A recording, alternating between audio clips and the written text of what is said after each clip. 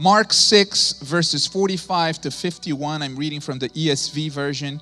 It says, immediately he made his disciples get into the boat and go before him to the other side, to Bethsaida, while he dismissed the crowd. This is Jesus.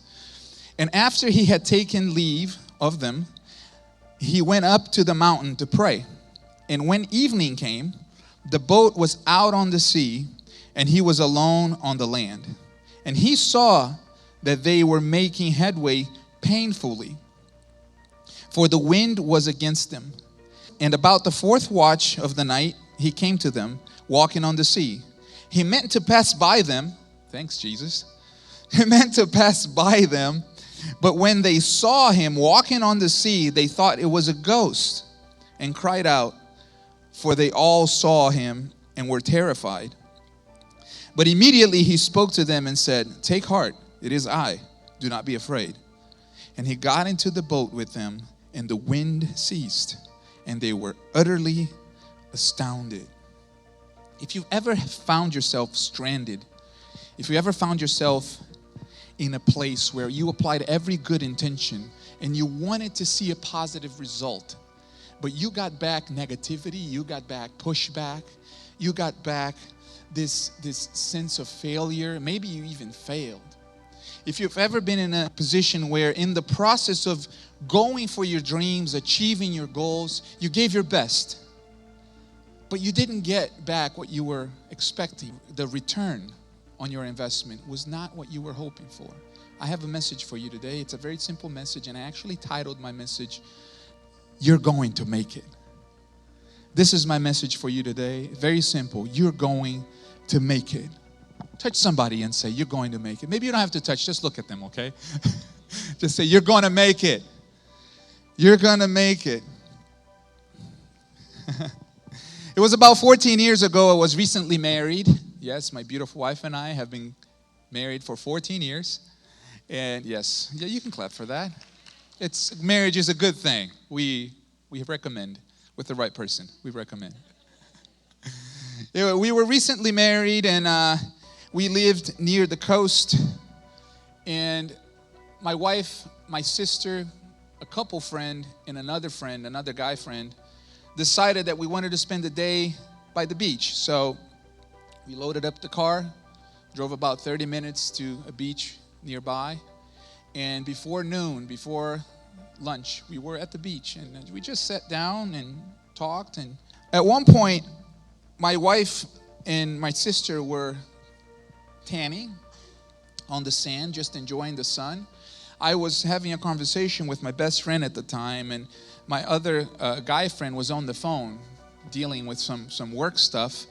So I looked at my friend who was sitting with me and say, hey, let's go for a swim. Let's go in the water and just enjoy the water. The sea was a little bit busy that day. It was windy. The waves were a little higher than usual, and there was no lifeguard on duty, but we figured we've been here before. You know, I'm not really a beach swimmer, a sea swimmer, but I can handle it. We can handle it. Let's do it. So we went deep enough to where the water was right about halfway, the chestal area, right under your shoulder level. And we stayed there for a little bit. Waves were coming. We were fine, just enjoying it. And we realized that we began to drift.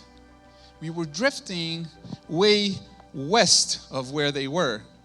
And we realized that our group was way over there, and we had drifted. Just the undertow was taking it sideways. So we had the brilliant idea, let's race. Let's just race over there and go freestyle, Michael Phelps style. And we're going to get there, right? So I summoned the inner Michael Phelps, even though it was 14 years ago. I bet he was already in the pool back then. And I looked at my friend. I was like, all right, let's do this. And then he warned me. He said, listen, you got to keep your eye on the shore. And we can't split, because if you don't keep your eye on the shore, you might drift into deep waters, and that's not good. So I had never really sprinted in the sea. I wasn't, like I said, I didn't swim a lot. I was more of a pool swimmer in neighborhood pools and in family friends' houses.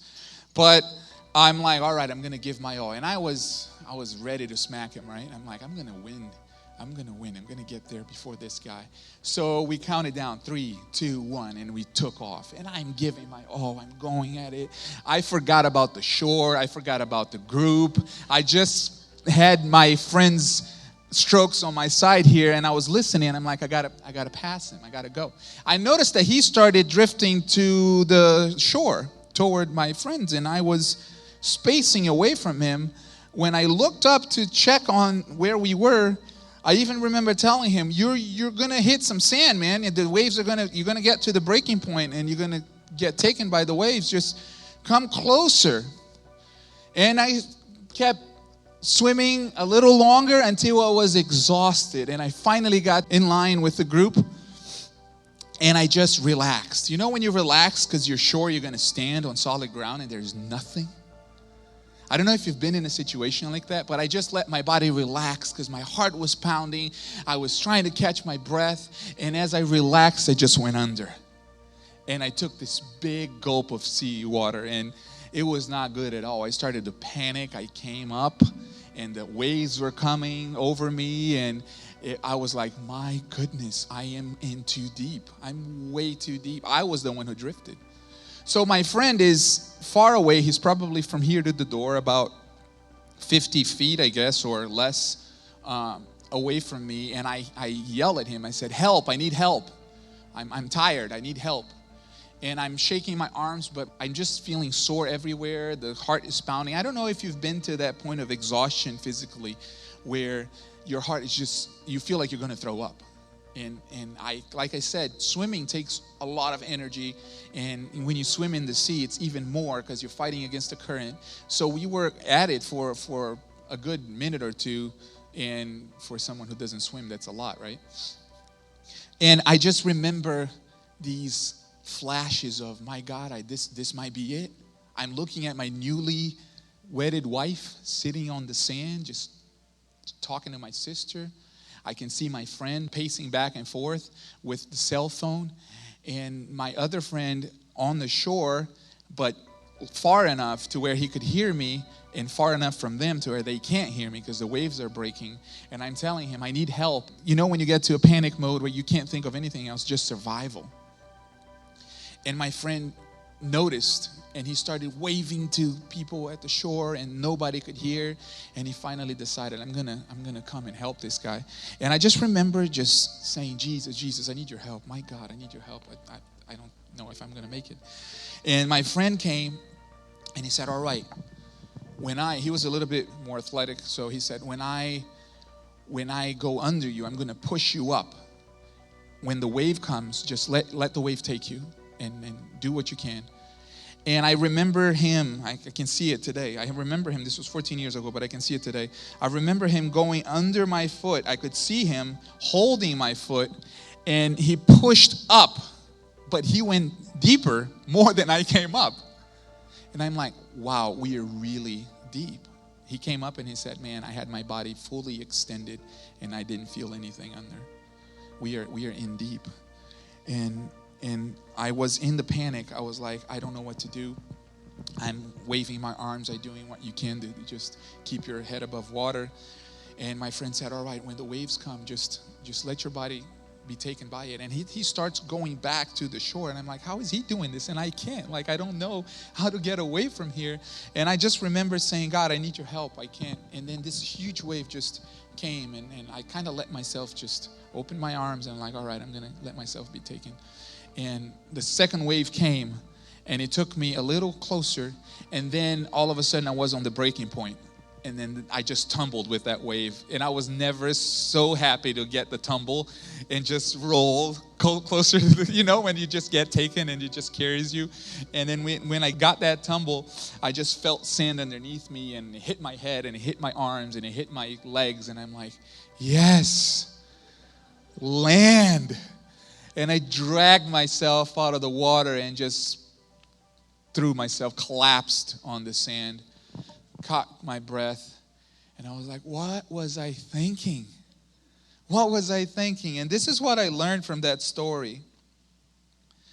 I learned from that experience that I had a goal in mind. And it was a good goal. I wanted to win, right? Winning is always good when you want to win. But the way you go about winning can really mess things up. And what I did was I focused on the win, on that ambition, on that desire to just get to the destination and beat my friend. And in that, when I put that ambition in the center of my life, in the center of my goal, when I put that ambition in the driving seat of